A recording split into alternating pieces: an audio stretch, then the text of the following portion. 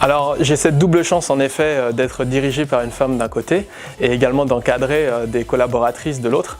Mais il y a un point commun, une similitude qui est, je dirais, l'importance des échanges humains et la bienveillance dans la relation que l'on peut avoir les uns avec les autres.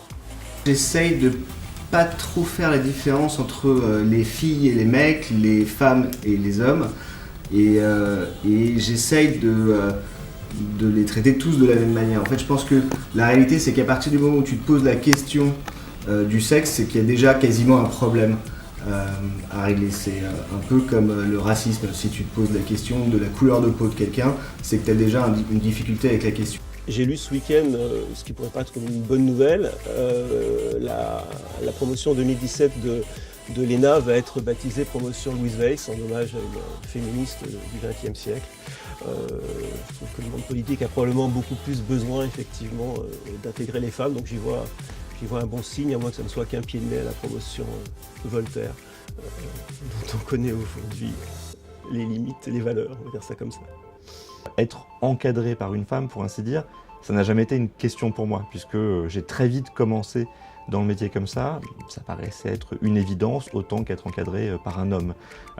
Donc de ce point de vue, j'ai eu l'occasion d'avoir voilà, au-dessus de moi différentes femmes dans ma carrière, notamment Valérie Acari chez BBDO à Paris, et voilà, tout se retrouve et tout se reboucle dans le cadre d'Omni Women. Donc c'est quelque chose de très naturel, vraiment au sens plein du terme, pas faire mon Roland Barthes, mais voilà, il y a une forme d'essence évidente, un homme ou une femme ou un homme, tout ça s'alterne bien. En tout cas, moi, c'est mon expérience. Moi, je voudrais casser un petit peu les conventions et les mythes sur voilà, féminité, masculinité au pouvoir. Je crois que le leadership est assez asexué. Moi, j'ai connu des clientes qui étaient des vrais dragons et des clients qui étaient ce qu'on attribue généralement aux femmes, intuitifs, affectifs. J'ai connu aussi exactement l'inverse. Donc compliqué de faire des statistiques sur ce sujet-là. Je crois surtout, je crois pas aux quotas d'abord. Alors je sais que ça peut aider, mais il faut forcer un petit peu les choses. Fondamentalement, je ne crois pas aux quotas. Je veux dire surtout qu'on a beaucoup de chance dans notre univers, dans notre métier. Je pense qu'effectivement, mon expérience dans le bâtiment et les travaux publics est assez limitée. J'imagine que c'est plus compliqué. C'est pas le cas dans la communication aujourd'hui. Je travaille avec des femmes depuis que je travaille. Et je me suis jamais véritablement posé la question de ce que ça voulait dire que de travailler avec des femmes. J'ai jamais vraiment fait une différence entre une femme manager ou un homme manager. Et donc voilà, je suis assez désarmé par rapport à la question. Moi, j'ai l'impression qu'il y a des femmes très intelligentes, il y a des femmes qui le sont moins, comme les hommes. Et dans mon expérience, j'ai pas eu le sentiment en fait d'une grande différence. En tant que manager, j'ai eu, comme je pense nous tous aujourd'hui dans mes équipes, et j'ai encore hommes et femmes, et puis différents âges, j'ai toujours essayé d'avoir exactement le même mode de traitement. Et d'ailleurs, je me reprends, c'est pas tant que j'ai essayé, c'est que j'ai eu toujours le même mode de traitement, homme ou femme, dans mes équipes, sous mes ordres, si on peut le dire ainsi. J'ai pas fait de différence, même si pourtant, on va pouvoir en discuter, il y a très clairement des différences dans les apports, dans les inputs, dans la manière de prendre les sujets, ce qui est une richesse. Mais moi, finalement, ça a toujours été à nouveau cette forme d'évidence. C'est là, et on fait avec, et on fait très bien avec.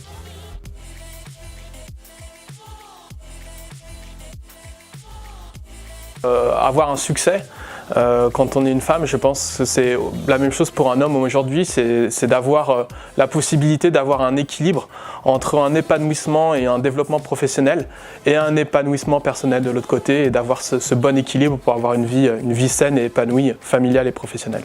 J'ai du mal à définir un succès au féminin. Je pense qu'un succès tout court, c'est un succès où on arrive à exercer le job qu'on veut et on le fait avec passion. Et où on arrive à équilibrer sa vie perso et sa vie pro, ce qui est de toute façon difficile, qu'on soit un mec ou une fille, probablement plus difficile quand on est une fille, c'est une certitude. Et après, je pense que la vraie dimension de succès, c'est de jamais se sentir limité. Je pense que la réussite ne se limite pas à la réussite professionnelle et qu'il faut arrêter de juger la réussite à l'aune professionnelle, que ce soit pour les hommes ou pour les filles. Et je trouve qu'à ce titre-là, la génération Y nous apprend pas mal de choses aujourd'hui et que ces modèles-là, qui sont peut-être un peu des modèles des années 80-90, ont évolué et que la réussite, elle a énormément de représentation chez les garçons comme chez les filles. Je suppose que le succès pour une femme, c'est de réussir, pas parce qu'on est une femme, pas en dépit du fait qu'on soit une femme, mais de réussir tout court. Je pense que le mieux, c'est de terminer en disant « j'ai réussi, point ». Et quelque part, homme ou femme, à nouveau, la question importe peu. C'est de se dire, voilà, j'ai eu les mêmes chances, les mêmes possibilités, j'ai été jugé sur les mêmes critères que n'importe qui d'autre. Je pense que réussir quand on est une femme, je vais être un peu cohérent avec ce que j'ai dit, c'est un peu comme réussir quand on est un homme, mais c'est ma conception de la réussite, c'est à la fois être accompli, professionnellement bien sûr, et puis être heureux dans son travail, aimer ce qu'on fait. Et c'est pour moi des qualités, encore une fois, que j'associe aux hommes et aux femmes.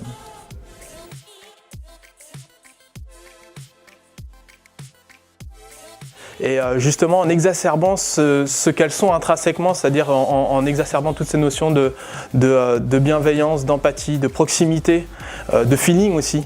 Je pense que c'est tout ça qui fait que la femme aujourd'hui peut réussir et va réussir dans les années à venir dans le cadre d'une management d'une entreprise. Je pense qu'on a déjà fait un pas de géant et que, encore une fois, quand tu vois que moi, mes 15 ans chez BBDO ont été principalement encadrés par des boss femmes, j'ai l'impression qu'elles ont déjà transformé la société.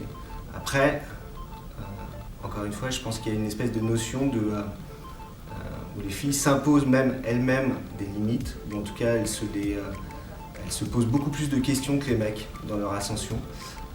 Et je pense que si elles se posaient moins de questions, si elles étaient un peu plus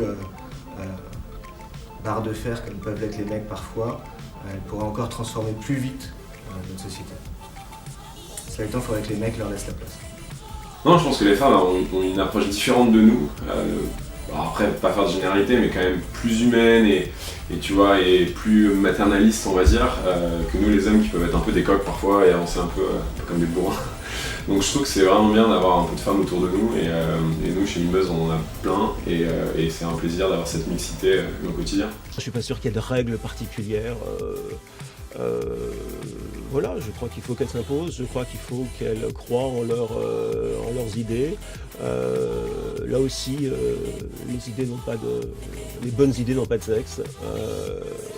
Alors le mot idée est un mot féminin, donc on va peut-être se dire que voilà, c'est un avantage féminin, non, mais surtout, surtout qu'elles imposent leur point de vue en tant qu'individu avant même de le faire en tant que femme. L'intérêt premier d'un meilleur équilibre homme-femme dans des situations, dans des postes de management, c'est justement créer cette richesse qui crée de la rencontre, de l'opposition entre deux autres. Le vrai sujet, c'est celui de la mixité, celui de la parité, parce que une réunion avec des hommes, ça n'a rien à voir avec une réunion avec des femmes, avec que des femmes ou que des hommes, et ça n'a rien à voir avec une réunion mixte. Donc je pense que le sujet de l'entreprise, c'est effectivement celui de la parité, celui de la mixité, faire en sorte qu'il y ait une représentation égale entre les hommes et les femmes.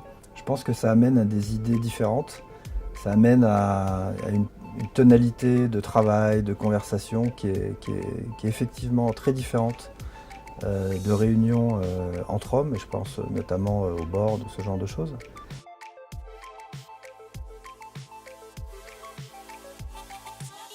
J'étais chez DDB à l'époque, j'étais un des patrons commerciaux de DDB et je m'occupais de Henkel.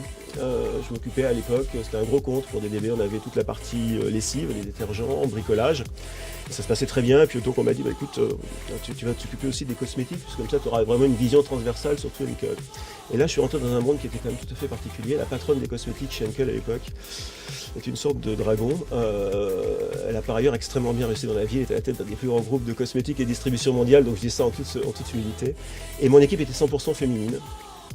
pour parler cosmétique, et j'ai rarement eu l'impression d'être aussi peu à ma place que dans ce cadre-là. C'est-à-dire que sur un plan stratégique, tous mes réflexes de publicitaire tombaient à l'eau, la relation client était extrêmement compliquée avec cette femme, et en termes de management, j'avais à peu près tout faux à chaque fois.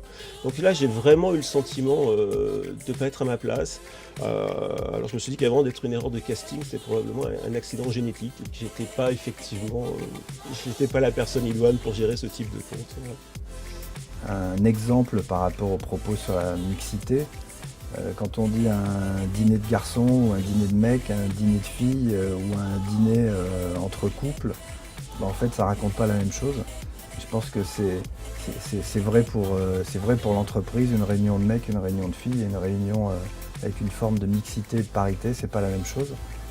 Et moi personnellement, j'aime bien les dîners mixtes.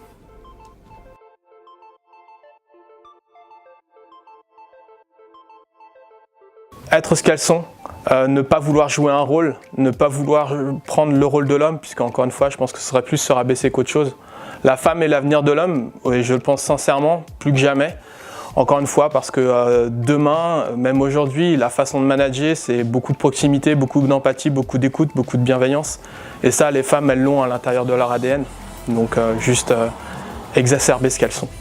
Je pense que les filles, elles arriveront, et elles arrivent aussi bien que les mecs à se faire entendre quand elles se mettent elles-mêmes parfois moins de limites. Encore une fois, il faut que les mecs ils évoluent aussi très vite et qu'ils se rendent compte que c'est pas parce que les filles prennent plus de place que eux, que c'est à leur détriment à eux. Soyez vous-même, commencez tôt, parce que l'entrepreneuriat, en fait, il n'y a pas une école qui peut vraiment apprendre ça. C'est vraiment le terrain et les erreurs que tu vas faire qui vont faire de toi un bon entrepreneur. Mais moi, je finirai par cette phrase que j'aime beaucoup, si la femme veut être l'égale de l'homme, c'est qu'elle n'a pas d'ambition, et je trouve que ça résume pas mal les choses. Premier conseil, c'est soyez vous-même. Je crois que voilà, cherchez surtout pas à faire comme les hommes, cherchez surtout pas à être un homme. Soyez vous-même. Le leadership, ça se voit, on le verra, ça se saura. Assumez ce que vous êtes, et si vous avez des tendances masculines dans un corps de femme, et réciproquement, c'est pas le sujet. Voilà, assumez vos idées, soyez ce que vous êtes, avant tout. Je suppose que le conseil que je peux donner, c'est avancer, point, sans vous poser la question de savoir si vous êtes un homme ou une femme. Effectivement, moi je suis homme et j'ai pas rencontré les mêmes obstacles, je pense, qu'une femme, mais avancez peut-être aussi avec des personnes, des managers, hommes ou femmes, dont vous sentez que le sujet n'est pas une préoccupation, n'est pas un sujet de discrimination pour eux. Je pense que trouver dans sa carrière, notamment dans nos métiers, les managers qu'on rencontre quand on fait des stages, qu'on rencontre quand on a ses premières expériences, les managers qui tireront tout le monde, homme ou femme, dans la bonne direction, avec intelligence, c'est sans doute ça qu'on doit chercher, nous tous, hommes ou femmes, et c'est sans doute encore plus important pour les femmes. Soyez vous-même, soyez grande, soyez forte, amusez-vous.